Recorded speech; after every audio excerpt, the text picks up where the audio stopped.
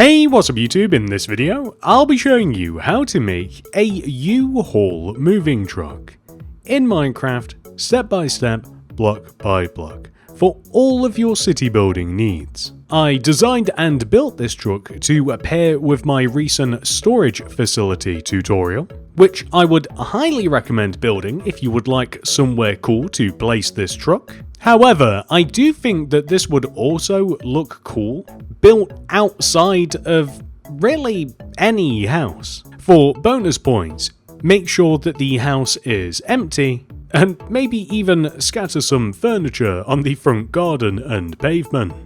By the way, I was hidden somewhere in the intro of this video. This does not count. If you spotted me, leave a comment down below. The first person to find me will have their comment pinned. Also, did you spot the super secret sign? If you did, what did it say? This is the amount of space required to make the truck. I would recommend copying this grid into your world, and if you do, to find the starting position for this tutorial, begin at the front left hand corner of the grid, count backwards, find the second block. That is where we start. And here are all of the materials that we will use throughout the build. Please do make sure that you have access to all of these. Begin the build by placing a black concrete on the ground. Place a polished tough slab to the right and left of the black concrete. Then place 3 smooth stone slab left of this tough slab. 1, 2, 3. Then place a black concrete, 2 more smooth stone slabs, 1, 2. Extend across to the other side by 2, 1, 2. Then we simply want to copy that row onto this side. So 1 smooth stone slab, 1 black concrete, 3 smooth stone slabs, 1 tough slab, 1 black concrete, 1 tough slab, connect to the front of the build. Then place 2 tough slabs extending back within these 2 rows, and then just fill the remaining area in using smooth stone slabs. Then return all the way to the front of the build. This is identified by the tough area, and we will place a smooth quartz stair left and right at the front of the vehicle, with a blast furnace in between, and a row of smooth quartz block behind.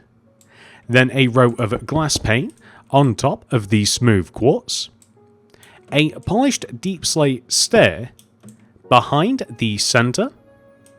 Then we will place 2 stone brick wall, 1, 2, extending up left and right of the deep slate stair, just like this. We then want to place a row of 3 smooth quartz block, 1, 2, 3, along our smooth stone, then an upside down smooth quartz stair above the black concrete, and then 2 more smooth quartz block extending back, and we want to repeat this onto the opposite side, of course. Next, we will place a layer of red terracotta on top of our smooth quartz blocks, featuring smooth quartz stairs. Then we will place a row of smooth quartz block both on top of the red terracotta, but also extending forwards across the top of the windshield and all the way along to the back again. And then we also just want to join it together at the back like this. Then we will place a layer of quartz slabs. Notice that I said quartz slabs and not smooth quartz slabs, directly on top of all of this to make the roof. Then we will place a layer of mangrove signs around the row of smooth quartz block underneath this, just wrapping around the entire vehicle. Just like so. Then we will place acacia buttons left and right of the cab here with glow item frames in front of these stairs. A heavy weighted pressure plate on top of the blast furnace, just like so. Next, we have the option of adding a license plate both at the front and back of the vehicle. My recommendation is just to write the words U-Haul in the license plates, because I I just think that it's a nice way to actually label these and further show what these are meant to be. Alternatively, I did also toy around with this. So using a pale oak sign, like right in the middle of the front of the vehicle, I did also consider that. So that is also an option for you if you didn't want to have like this as a license plate. However, I'm not certain that that looks any better. I think that this is a much cleaner look. And speaking of something else that is optional, I've started doing this, and we are going to have to remove these signs, unfortunately. I like adding paintings onto the sides of vans recently, as advertisements or just branding or whatever it may be. And I'm not even stuck on having the same painting on both sides, like I don't really think about it that much. And I think that this, I don't know, it just gives the vehicle a bit more life, I think. So add that, or don't. And then we will place mangrove buttons left and right of the rear of the vehicle here, with item frames here and red stained glass pane inside of them. A lever here. And then we actually have to just hop up into the truck, and we have to seal up the cab area here. And we can seal up the back as well by placing an iron door, which we can of course open with the lever. We also have to make the wheels, and we have two choices for this. We can use standard stone buttons, like this, or throw down a limb, open it up, light grey banner in there with some grey dye, apply the fess pattern followed by the bourgeois pattern.